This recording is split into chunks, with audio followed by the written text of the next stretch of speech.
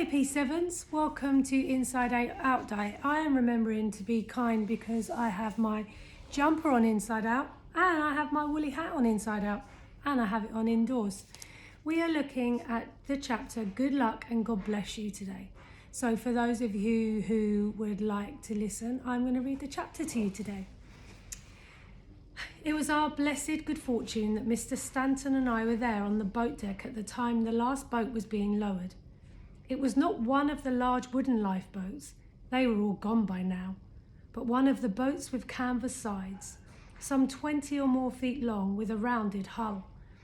This one was stored below a funnel, and there were some men trying to manhandle it down onto the deck, a couple of crew among them. One of them was shouting at us, "This is the only boat left, this is our only chance, we need more hands here." Wading through water that was almost waist high by now, Mr. Stanton and I and a dozen of other men did all we could to help them heave the boat up and over the rail. All of us knew this was our last hope. How we strained and struggled to launch the lifeboat, but it was too heavy and too cumbersome for us. There wasn't enough of us, and we were very soon exhausted by our efforts. We couldn't do it. The Titanic was groaning and grasping all about us. She was going down at the bow, fast. I looked up to see a great wave come rolling along the deck towards us. A lucky wave, as it turned out. It swept the lifeboat overboard and we went with it. The shock of the icy sea drove all of the breath from my body and left me gasping for breath. I remember trying to swim frantically away from the ship and then looking back and seeing one of the huge funnels breaking away and falling down on top of me, toppling like a giant tree. As it hit the water, I felt myself sucked under and swirled away downwards into a whirlpool of such power I was sure it would take me to the bottom with the ship. All I could do was keep my mouth pursed, tight shut and my eyes open. Suddenly, I saw Mr. Stanton above me. His feet caught in a rope. He was kicking and struggling to break free. Then miraculously, I was released from the whirlpool and found I could swim up towards him and managed to free him from the rope. And together we swam hard for the surface, for the light. How deep we were by now, I had no idea. All I knew was that I had to swim with all my strength and not to breathe, not to open my mouth. What I learned that night was whatever drowning man learns before he dies, that in the end he has to open his mouth and try to breathe. That is how he drowns. When at last I had to take a breath, the sea rushed in and choked me, but at that very moment I broke the surface, spluttering, coughing the water out of my lungs. Mr. Stanton was in the water nearby calling for me. He saw the upturned lifeboat nearby and swam towards it. There were bodies floating in the water, hundreds of them. The cold was cramping my legs, sapping what little strength I had. I didn't reach the boat. If I didn't get out of the water, and soon, I would be as lifeless as those bodies around me. I swam for my life. There were other survivors clambering onto it when I got there, and I couldn't see how there'd be room for us as well. But helping hands hauled us both out of the sea and we joined them there, half standing, half lying back against the upturned hull of the lifeboat and clinging to one another for dear life. Only then did I really begin to take in the horrors of the tragedy that I've been living through. The shrieks and cries of the drowning were all around me. I caught my last sight of the great Titanic, her stern almost vertical, slipping into the sea. When she was gone, we were left only with the debris of this dreadful disaster strewn all over the ocean and those terrible cries that went on and on. And there were swimmers in the sea all around us, every one of them, it seemed, heading our way. Very soon we were swamped with them, and we were turning them away, yelling at others who came near that there was no room. And that was true, horribly true. You have this picture of the boat, people clinging on for dear life, and other people swimming towards the boat, and people pulling bodies up onto the top, everyone fighting to survive. The buoyancy of our boat was under threat. Buoyancy is something staying on top of the water, so being able to float. We were low in the water as it was, and all of us would be lost if we took on any more. What I've never forgotten is that even in the desperate plight, many of those swimmers seemed to understand the situation perfectly and accept it. One of them, and I recognised him as one of the stokers I'd worked alongside, said to us, his voice shaking with the cold, "All right then, lads, good luck, and God bless you." And with that, he swam off, in among the bodies and the chairs and the crates, and disappeared. I never saw him again. I will carry to the grave the guilt of what we did to that man and to so many others. Like so many survivors, I have lived through that night out in the open ocean in my dreams again and again. Mr. Stanton and I did not talk much. Each of us too busy with our own doubts and dreads, too busy just surviving. But side by side we endured together. I knew that for me it was the memories that kept me going. I think I relived most of my life that night. Harry the cockroach in his matchbox, the Countess Kadinsky sweeping into the Savoy in her ostrich feather hat, taking her bows at the opera that night, Casper curled up on her piano as she sang, Lizzie-Beth beaming up at me as she fed him his liver, Lizzie-Beth on the roof of the Savoy, Lizzie-Beth and her mother in the lifeboat, and Casper hidden in his blanket. Around us the ocean was silent and empty now. There were no cries for help, no more last messages to Mother, no more appeals to God. We looked, and we never stopped looking for the lights of a ship on the horizon that might bring us the hope of a rescue. Our lifeboat had floated away from all the others by now, and from all the wreckage that had littered the ocean. We were quite alone and quite helpless.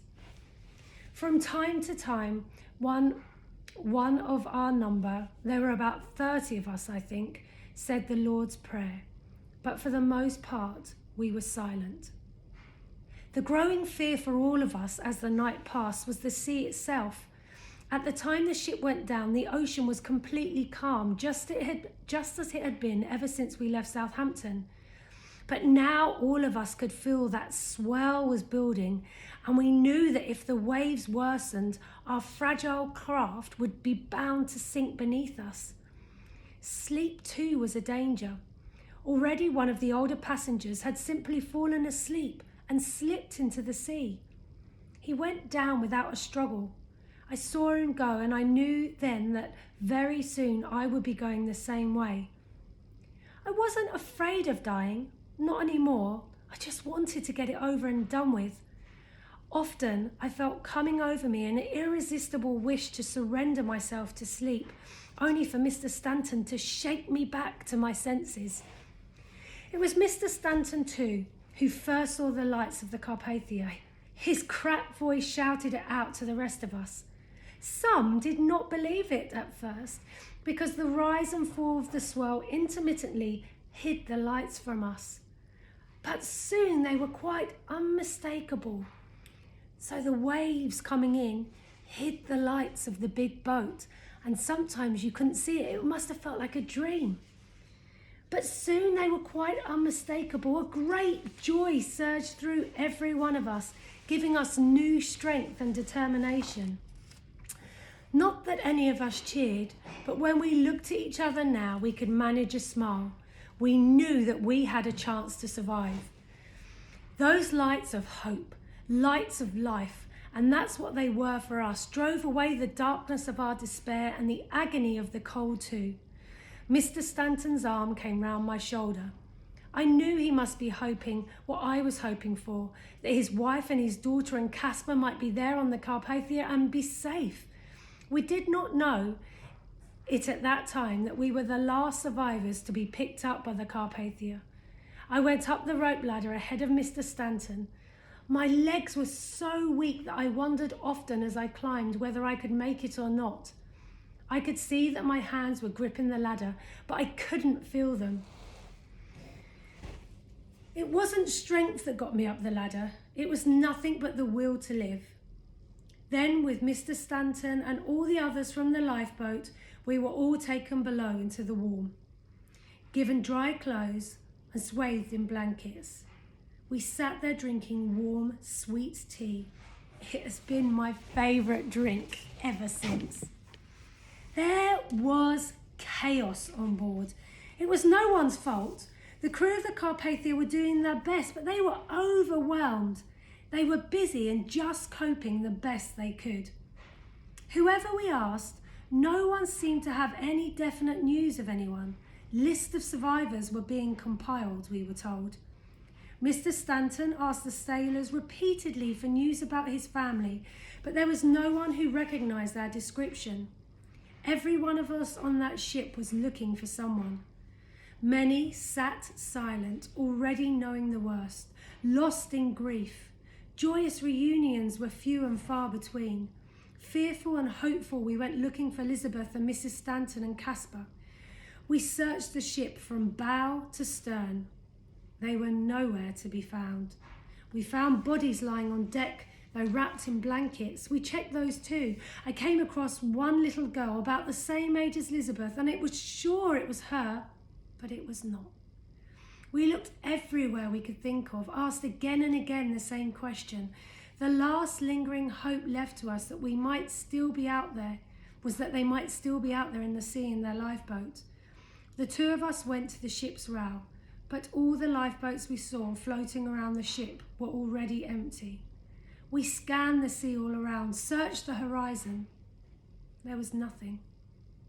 At that moment of utter despair, we heard a yowling behind us. We turned. They were there, all three of them. It was a strange and wonderful reunion for all of us. We stood there on the deck for many long minutes, our arms around one another. It was during those moments I really felt for the first time that I had in some way become one of them, one of the family. Crowded in a cabin below with other survivors, we slept and told our stories and slept again. Elizabeth and her mother owed their survival, they told us, to a small Japanese man who spoke no English and a brave French lady who fortunately spoke both Japanese and English so she could just translate. Through her, the Japanese man had made it quite clear to everyone that they should do what he was doing and row. If they rowed, they would keep warm, he said, and keeping warm could save their lives. So that's what they did, taking it in turns all night long. Even Elizabeth rowed. She sat on the French lady's lap and rowed.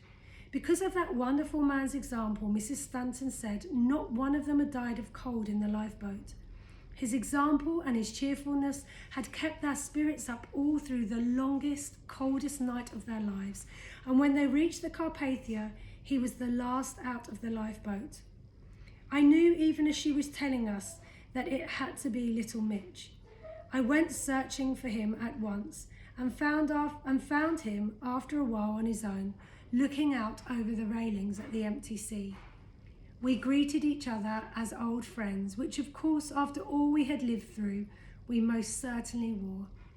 I was up on deck with little Mitch a few days later as the Carpathia steamed slowly into New York Harbour. That's when we first set eyes on the Statue of Liberty.